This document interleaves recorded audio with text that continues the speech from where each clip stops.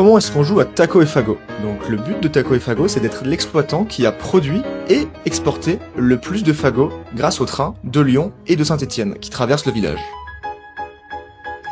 Pour la mise en place, on va distribuer une couleur et une carte aide à chaque joueur. On va également placer les trains et les cartes au bon endroit. Ensuite, on va définir un premier joueur grâce au lancer de dés. Il va y avoir donc un joueur noir, vert, rouge et orange. Pour la phase initiale de placement, il va falloir prendre un nombre de fagots. Ce nombre de fagots dépend de la position dans le jeu. À 4 joueurs, on joue uniquement sur la carte de Saint-Martin, c'est-à-dire que les territoires avec un fond noir ne sont pas utilisés. Pour la phase initiale de placement, on va d'abord distribuer 3 cartes à chaque joueur. Chaque joueur va les regarder et en défausser une.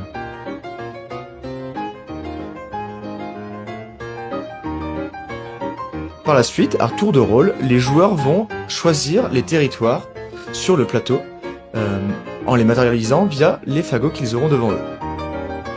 Il y a des territoires qui valent double avec 2 bois, 2 nourriture ou 2 habitants, et le bourg qui est un territoire joker qui produit une des 3 ressources citées préalablement.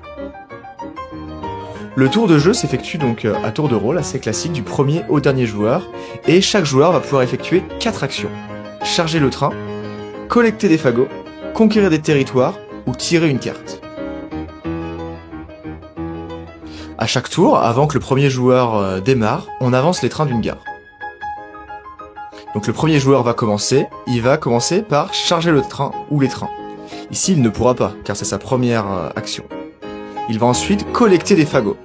Pour collecter des fagots, il regarde combien il a de bois, d'habitants et de nourriture. Ici, il a 2 bois, 2 habitants et 3 nourritures.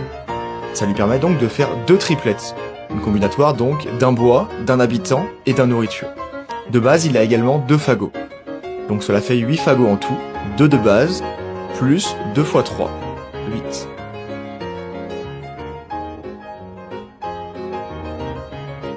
Sa troisième action sera la conquête des territoires.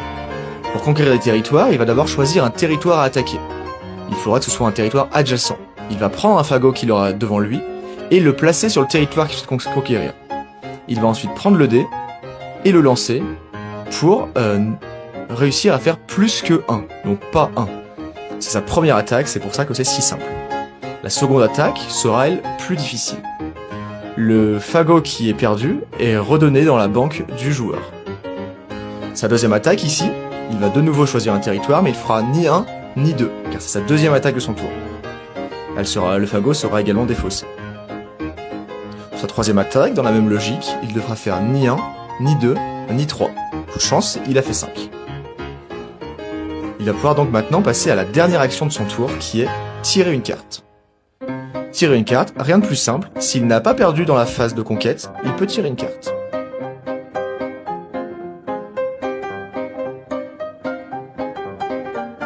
Donc c'est ici la fin du tour du premier joueur, on va passer au second joueur qui lui non plus ne peut pas charger le train, c'est logique, c'est le premier tour, il n'a pas encore collecté de fagots. Il va maintenant pouvoir les collecter, donc de la même manière, on va compter le nombre de bois, d'habitants et de nourriture que le joueur possède. Ici, il possède qu'un habitant, donc il peut forcément faire qu'une seule triplette. Une triplette, je le rappelle, est composée d'un bois, d'un habitant et d'un nourriture. Avec les 2 de base, ça fait donc 2 plus 3, 5 fagots qu'il va prendre de sa banque devant lui. Il va pouvoir ensuite conquérir des territoires. Il va engager un fagot sur un territoire, lancer le dé, il a fait 2 ici, c'est bon, ça passe.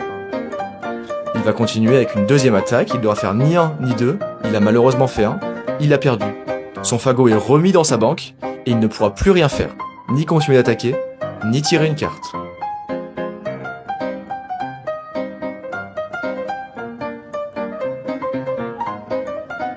C'est donc la fin de ce tour, c'est avec le troisième joueur qui va jouer, le joueur rouge ici, qui ne pourra toujours pas charger. Il pourra collecter des fagots, un bois, 2 habitants, une nourriture, ce qui fait de la même manière 5 fagots, 2 de base, plus 3. Sur la conquête, toujours pareil, on prend un fagot devant nous, on le met sur le plateau, on lance le dé.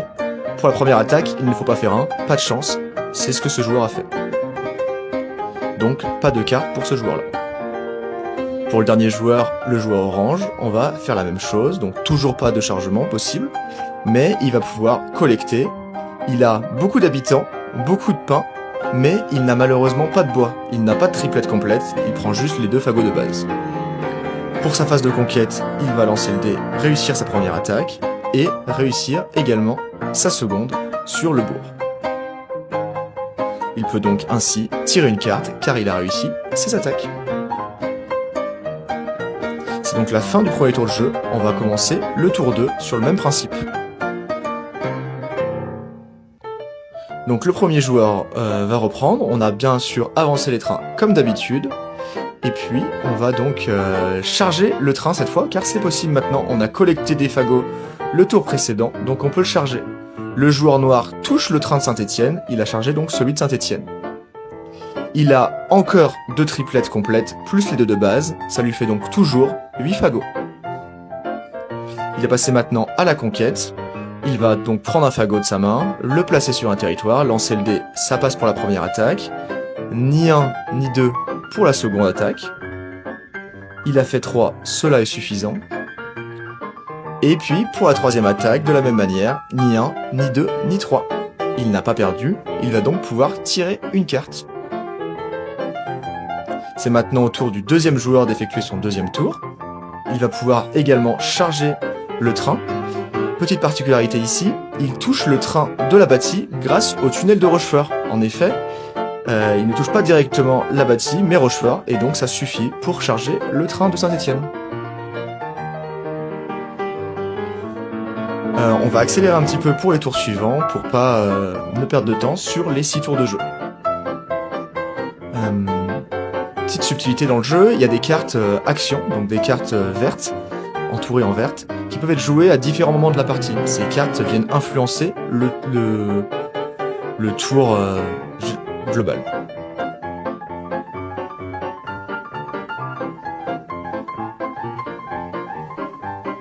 Ici, typiquement, le joueur orange joue une carte coup de fusil.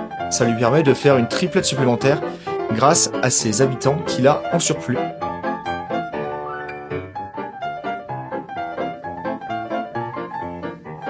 On retrouve ici la fin du second tour, les tours suivants sont identiques, on va donc directement aller au 6e tour, et qui sera forcément le dernier tour du jeu.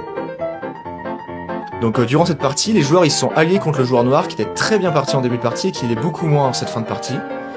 Les fagots en dernier tour de jeu sont peu utiles parce qu'ils ne seront pas chargeables dans le train vu qu'il n'y aura pas de 7e tour. Ils vont être utilisés pour attaquer les voisins, pour essayer de les embêter, mais également pour remplir nos objectifs de cartes, les cartes jaunes.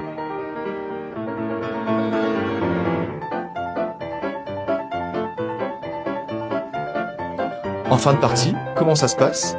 Le but, ça va être d'avoir le plus de fagots dans les trains. Donc pour ça, il y a ceux qu'on a mis en cours de partie, et puis il va y avoir ceux des cartes bonus, les cartes jaunes, j'en parlais tout à l'heure, qui vont pouvoir être rajoutées dans les trains. Tous les fagots qui sont sur le plateau ou qui n'ont pas pu être mis dans les trains ne rapportent absolument rien. On va donc compter les fagots, et c'est les fagots dans les trains bien sûr, et c'est celui qui en aura le plus qui aura gagné. Merci à vous, et puis bonne partie à vous.